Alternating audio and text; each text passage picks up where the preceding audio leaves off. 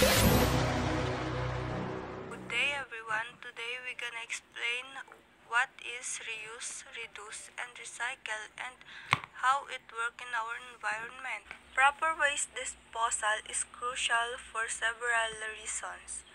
It helps prevent environmental pollution, reduces health risks, conserves resources by promoting recycling, and contributes to a cleaner and safer living environment for both humans and wildlife.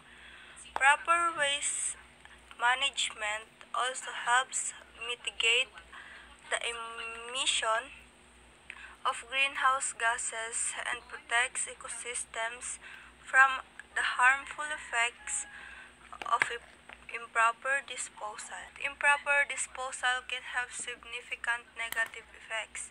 It leads to environmental pollution, contaminates water resources and soil. What is the importance of reusing, reducing, and recycling?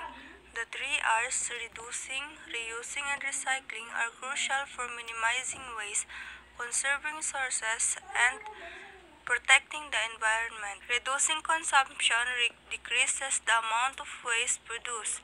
Reusing items extends their lifespan, and recycling materials conserves resources by turning them into a new product.